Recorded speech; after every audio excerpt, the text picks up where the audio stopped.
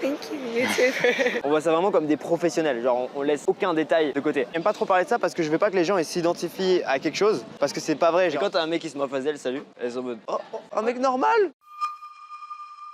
Ok, c'est bien, dans ces cas-là, faut toujours prendre le contrôle, tu vois, genre, ouais, t'as un copain, ok, pas de soucis, je te souhaite une très bonne journée. En fait, je préfère toujours que ce soit moi qui mette pas l'interaction plutôt qu'elle. Même si je sens que je suis genre à ça qu'elle ouvre la bouche pour me dire ouais, mais blablabla, genre je vais parler avant et moi-même mettre pas l'interaction.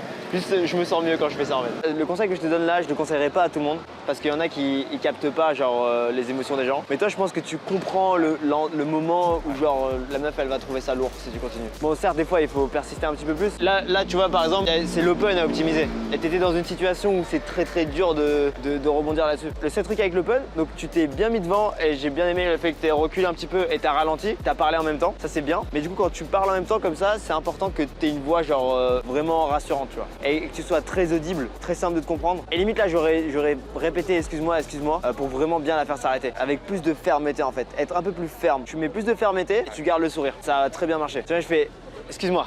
Attends 2 secondes. Tu vas bien? Tu vois, je peux me permettre d'être très ferme comme ça et d'autres personnes pourraient pas se permettre de faire ça parce que j'ai le sourire à côté qui va avec. Mais c'est parce que genre tu montres un peu cette vibe genre c'est pas grave, tu vois. Genre non, il faut quand même que tu l'arrêtes. T'es venu pour l'arrêter et t'as une mission, tu dois l'arrêter. Mais en même temps, t'es souriant. J'ai une mission, je dois t'arrêter. En même temps, je suis cool. En même temps, ça m'amuse. Ah, very fun. Belle progression, dis donc. Tu vas apprendre à faire ça. Clique sur le lien dans la vidéo. Ouais, c'est ça. En fait, je sais qu'en disant ça, la meuf, elle va parler. Et si elle parle, c'est tant mieux. Si elle parle et toi, t'es juste en train de l'écouter de façon calme comme ça. Et tu vois, genre, il y a des moments où elle rigolait, juste après, je disais de sexualiser. Et du coup, ça marche. Genre, tu sexualises, si t'as des beaux yeux. Après, elle dit, oh merci, et tu t'appelles comment? Elle s'investit derrière. Donc, ça, c'est un signal comme quoi elle accepte le cadre de sexualisation. Et c'est comme je t'ai dit tout à l'heure, il faut prendre le moment où, en gros, t'as acheté des questions en donnant de la valeur. Elle rigole. À partir de là, ça va être beaucoup plus simple. Si après, tu fais rien, bah, c'est dommage parce que t'auras pas utilisé les points que t'as cumulés pour récupérer de la compliance derrière. Et là, tu vois, par exemple, quand t'as de la conversation sur la Tour Eiffel, c'était vraiment la fin du moment où tu pouvais sexualiser. Parce que si tu sexualisais pas et tu disais pas, je trouve que t'as des beaux yeux, la conversation elle allait partir dans la mauvaise direction. Toujours recadré, tu vois, recadré dans le cadre sexuel. Là, c'était très bien, tu vois, t'avais une intonation, une bonne intonation, un bon non-verbal et tout. Et ça, c'est dû au début de l'interaction. En fait, dans les premières secondes, t'as bien réussi à la rendre réactive. Et après, tout est plus simple parce que la fille, elle est contente, elle est heureuse d'être là. Je veux juste rajouter quelque chose, tu vois, parce que t'as dit, ouais, c'est vrai qu'elle était cool. Il y a un truc, tu vois, je dis tout le temps de prendre 100% de responsabilité, c'est-à-dire que si ça marche pas, c'est de ma faute. Mais si ça marche, c'est de ma faute aussi, tu vois. Et c'est important de réfléchir comme ça, genre, je vais jamais me dire, ouais, non, mais elle était cool. Non, elle était cool parce que j'ai réussi à la rendre cool. Par contre, si c'était elle va me dire, ah bah cette meuf c'était une parce que je l'ai rendu comme ça. Dans les deux cas, je prends la responsabilité. Je veux pas laisser quelque chose que je contrôle pas avoir un impact sur mon état émotionnel. C'est un mindset important. En tout cas, sur la conversation, c'est très bien. Tu as appliqué ce qu'on a dit tout à l'heure, le fait de poser une question, tu as une réponse, tu donnes de la valeur, tu reposes une question. Et c'est là où du coup tu retournes à la dynamique et t'es juste ce mec détaché qui discute. La fille se sent pas sous pression. Et bien joué pour la clause d'instant T. Je sais que c'est une zone de confort. Et ce que je dis tout le temps, c'est que dans tous les cas, je le fais juste pour la référence. Je sais que le plus je vais le faire, le plus je vais être à l'aise avec ça. Et tu peux pas marquer de but si tu retires pas. Donc dans une session, même si je sais à 95% qu'elle va dire non, je vais quand même lui dire tu fais quoi là? Moi ça dit qu'on allait prendre un verre. Et au pire elle dit non à ça, et après j'échange les contacts, tu vois, pas grave, mais je vais tout le temps demander. Et là c'est bien comment t'as demandé. Imagine tu dis ça 1000 fois. Ah tu vas forcément. La millième fois. Et c'est pareil avec on rentre ensemble, tu vois. Ça dit de venir chez moi, des fois tu vas pas comprendre pourquoi, elle va dire ok. Allez. Mais après, en fait, il faut pas non plus, genre, c'est bien de le savoir quand tu débriefes la session. Mais si je me concentre sur ces détails-là, du coup, je vais pas être concentré sur l'essentiel. Parce que quand tu vas coucher avec une fille, elle va jamais dire oui, c'est parce que tu t'es pas gratté pendant l'interaction. Ou elle va jamais dire j'ai pas couché avec toi parce qu'à un moment donné, tu t'es gratté. Le plus important, c'est la conversation que t'as avec elle, à quel point est-ce que tu arrives à la rendre présente. Et dans mes interactions, je fais des trucs que je devrais pas faire, tu vois. Des fois, je fais des trucs pas calibrés, mais c'est pas grave parce que ce qui compte, c'est l'expérience que tu lui fais vivre à la meuf, tu vois. Et dans une démarche d'optimisation, nous, on voit ça vraiment, enfin, tu le vois, genre le détail qu'on a, on voit ça vraiment comme des professionnels. Genre, on laisse aucun détail de côté. Mais on voit aussi ça comme de la performance. Et la marge d'erreur, elle fait partie du jeu. C'est-à-dire que la théorie, je la connais par cœur. Je sais exactement tout ce que je dois dire et faire pour rentrer avec une fille. Mais il y a des choses que je peux pas contrôler. Peut-être un jour, je vais pas me sentir bien, tu vois. Mais est-ce que je suis capable d'avoir du résultat à ce moment-là? Un professionnel, la différence entre un professionnel et un amateur, c'est que peu importe comment il se sent, il va délivrer du résultat. Un amateur, il a besoin de se sentir bien. Même si le professionnel fait des erreurs, il va quand même avoir du résultat. L'amateur, typiquement, en gros, la raison pour laquelle je dis tout ça, l'amateur, typiquement, il va se gratter un petit peu comme ça, il va se pencher un peu, il va dire putain, j'ai foiré l'interaction. Et dans sa tête, c'est foutu, tu vas faire bon, ok, bon, bah tant pis, passe une bonne journée. Et il va être dégoûté, il va s'en vouloir. Le professionnel, il va se dire, il va pas se concentrer là-dessus, tu vois. Il va dire, je vais faire tout ce qui est à mon pouvoir là, maintenant, de suite pour faire en sorte que cette interaction elle marche. Peu importe ce qui se passe. Je l'aborde, il y a 8 mecs autour, on rentre dans une bouche de métro, c'est relou, c'est pas grave. Je suis juste focus sur comment faire en sorte que ça marche. Je vais faire des erreurs, c'est pas grave, je vais faire en sorte que ça marche. Et c'est ces gens-là qui ont le plus de résultats et c'est ce qu'il faut développer. En fait, c'est juste le mindset entre quand tu débriefes et que tu as envie d'être analytique et quand tu es sur le terrain et que tu as envie d'avoir de la performance. Et là, c'est vrai qu'en coaching, on cumule un peu les deux parce qu'on donne beaucoup de feedback, beaucoup d'analyse, mais il faut aussi coacher là-dessus, tu vois. Genre, il faut avoir ce mode performance et ce mode analytique. Cool, on va vers le marais. Il y a certaines situations où tu vas être plus alpha que d'autres parce que tu as plus d'expérience que d'autres. Là, par exemple, tu vois, les mecs qui vont t'aborder pour les associations caritatives, il y a beaucoup de chances que dans l'interaction, quand ils parlent de leur pitch de vente, ils vont être alpha parce qu'ils sont confiants là-dedans. Et du coup, c'est pour ça que j'en parle pas trop, c'est qu'il faut faire la distinction entre ce que t'es et ta compétence. En fait, ce que j'aime pas trop parler de ça parce que je veux pas que les gens s'identifient à quelque chose parce que c'est pas vrai. Genre, le game, c'est juste une compétence et tout le monde peut la développer. Comme apprendre à faire de la musculation ou faire du tennis ou du golf. Tu te dis pas, bah moi je suis bêta, je vais pas y arriver. Mais oui, en fait, tu vas développer ton alphaness à travers les références que tu vas avoir et à travers l'adversité à laquelle tu vas faire face. La non-réactivité, c'est basé sur l'expérience. Un homme à 40 ans est toujours plus séduisant qu'un homme à 20 ans. Enfin après, évidemment, il y a des exceptions, tu vois. Par exemple, je me suis déjà foutu dans la merde, tu vois, genre je sais ce que c'est de pas avoir d'argent. Et du coup, j'ai beaucoup moins peur de ça. Ou je sais ce que c'est de me faire rejeter par une fille, donc j'ai beaucoup moins peur de ça. Et le problème, c'est que les gens, ils refusent d'avoir les expériences et ils veulent être alpha sans le mériter. Si tu joues à des jeux vidéo, pour moi, c'est comme genre farmer. Tu veux gagner en niveau, tu es obligé d'aller farmer. Tu dois passer par le travail. Et farmer intelligemment au bon endroit, aux endroits qui te rapportent le plus d'expérience. La vulnérabilité, la définition la plus simple et qui marche, c'est l'expression honnête de tes désirs et de tes émotions. Si je me mets comme ça, je cache mes désirs et mes émotions. Je cache mon désir de te rencontrer. Si je me mets en face de toi, je te dis je te trouve très belle, je voulais te dire bonjour, j'exprime honnêtement mes désirs et mes émotions. L'expression honnête de ces désirs et tes émotions. Même moi en tant que coach, et je le dis tout le temps, je me concentre sur les choses étape par étape parce que quand tu fais un bon open, du coup la fille en face de toi elle est cool, elle est réactive et t'es juste relax. Alors que si tu fais un open pas ouf, t'es stressé, c'est comme si au tennis tu faisais un service de merde et du coup après tout le point t'es en train de penser à ton service, t'es désavantagé et tout. Et le fait qu'on ait passé beaucoup de temps sur ça, bah du coup ça redresse tout le reste. C'est très inspirant de voir le progrès que t'as fait là depuis le début de la session. C'est très cool. Thank you, you too. C'est bien, en plus là tu demandes pour l'instant date et tout à chaque fois, c'est nickel.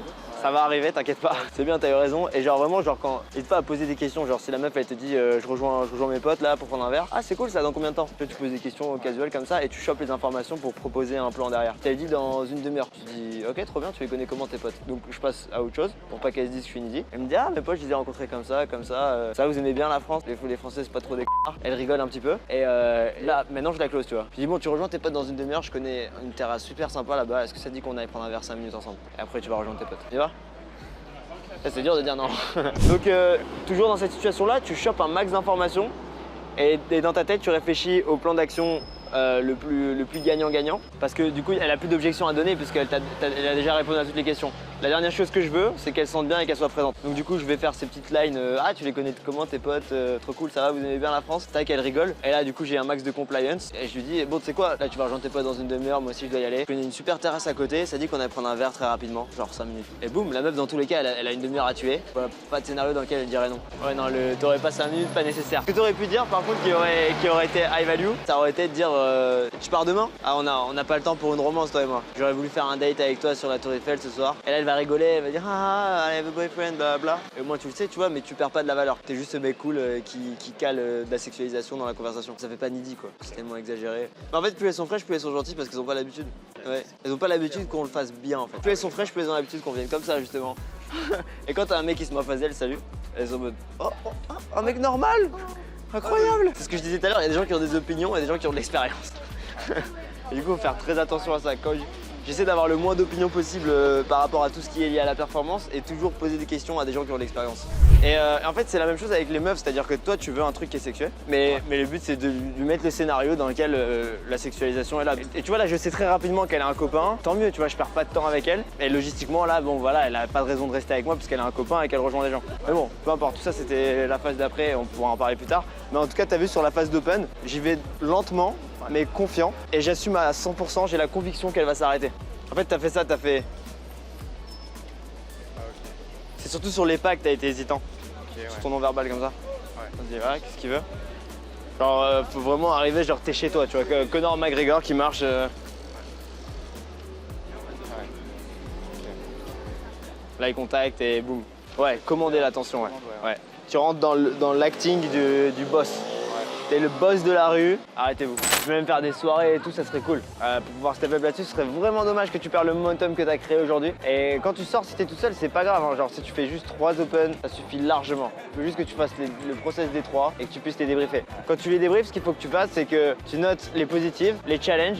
Ensuite, tu prends les interactions marquantes, tu peux en avoir 1, 2, 3, et tu les décris dans le plus de détails possible. Je suis venu, je l'ai regardé, elle a dit ça, j'ai dit ça, elle a fait ça avec ses pieds, j'ai fait ça avec mes mains, tous les détails. Et après, tu dis, ah bah là attends, je me suis penché vers l'avant, là j'ai fait ça, pourquoi est-ce que j'ai fait ça? C'est parce qu'à ce moment-là, elle a dit ça, donc ça m'a mis mal à l'aise. Il faut vraiment que tu comprennes en profondeur les raisons pour lesquelles tu as eu telle action dans telle situation. Et c'est ça qui va développer ton instinct où dans chaque situation, tu vas savoir exactement quoi répondre. Et juste ce process-là, tu fais sur un mois, tu vas voir que tu seras plus du tout la même personne socialement. Ce que ça demande, c'est d'avoir le courage de faire 3 open par jour. Et en soi, est pas non plus insurmontable. Et un peu de travail aussi en amont quand tu rentres chez toi et que tu débriefes tes interactions. Ça prend quoi, 15-20 minutes pour débriefer une session. Mais socialement, tu vas voir que tu seras plus la même personne et tu vas voir les choses différemment. Tu vas avoir une sorte de super pouvoir où tu sais exactement quoi répondre dans chaque situation.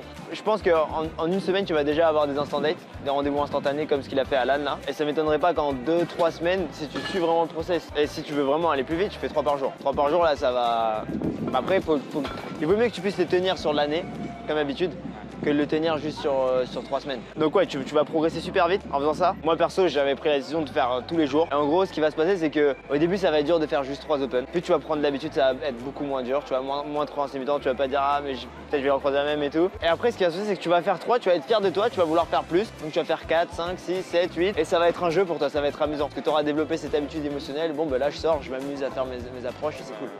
Et hyper important que tu trouves des wings, ça va vraiment faciliter les choses un maximum. Au niveau des points que tu as à travailler pour l'instant, donc on a vu l'open. Toujours l'open, peu importe ton niveau, en général quand mes interactions se passent pas bien, c'est que j'ai raté mon open. Tu vois là, mon premier open il était bien, mais il y avait des choses à améliorer. Sur le deuxième, j'étais un peu meilleur, ça a marché. Tout ce que je t'apprends, c'est pas genre ok c'est maîtrisé, c'est tout le temps, c'est pour toute la vie, genre faut tout le temps s'améliorer là-dedans. Par contre, tu vas atteindre un certain niveau où tu vas avoir des résultats. Et sur le chemin, tu vas avoir des résultats. T'as besoin de faire un open parfait pour avoir des résultats. T'as besoin de savoir quand ton open n'était pas bon pour pouvoir calibrer derrière quand tu fais une session. Donc ouais, là ce qu'on a vu c'est l'open, la conversation, donc il faut s'améliorer là-dessus, sur l'open, la conversation. Et au moins tu sais ce qui se passe. Donc si tu as une interaction qui foire, tu sais que c'est l'open ou tu sais que c'est la conversation après. Et tu peux te rattacher à ça. Tu te dis bah pendant le coaching j'ai réussi à faire ça, donc ça pourquoi j'y arriverai pas? C'est juste dire qu'il faut que je fasse plus d'open et que je me concentre sur les bonnes choses. Ensuite une fois que tu arriveras à faire ça et avoir des filles comme avec les autres genre qui sont hook, tu closes à chaque fois et tu sexualises. Donc sexualiser c'est très simple. Première façon de sexualiser, tu fais un compliment. Ensuite tu peux juste le faire en indirect, juste en flirtant avec par exemple comme les phrases qu'on t'a dit, ah tu m'invites pas, tu vois genre c'est quelque chose de sexueux parce que c'est du flirt. Et à la fin le niveau ultime c'est de le faire juste avec ton non-verbal, juste ta façon d'être, du coup t'es très sexué avec ta voix, avec ton regard, etc. Mais pour l'instant te prends pas trop la tête là-dessus, fais juste des compliments aux filles et essaie de les close pour partir en rendez-vous instantané. Déjà juste le fait de faire ça c'est très sexueux, il y a très peu de gens qui sont capables de le faire. Le premier objectif qu'il faut que tu aies, c'est de faire des rendez-vous instantanés. Faire des rendez-vous instantanés et prendre un maximum de contacts dans tes sessions pour avoir des dates. Et d'ailleurs, je t'ai dit 3 open par jour, mais si tu arrives à avoir un date, c'est pas si compliqué que ça compte comme 3 open. Donc si par exemple tu arrives à avoir un date jeudi soir, ça compte comme 3 open. Et là par contre le date, il faut vraiment rentrer dans le détail, c'est passé pour pouvoir t'améliorer derrière. Et après au fur et à mesure, tu vas avoir d'autres problèmes et après il faudra traiter ces problèmes-là. Mais ouais, globalement c'est ça, donc avoir un plan sur la régularité, réussir à taffer sur les choses de façon incrémentale et regarder les bonnes choses. Est-ce que tu as des questions? Je reviens. Excuse-moi, je sais pas. Ouais, je dis good. Just wanted to say I find you very cute. But you can message me. Nice to meet you.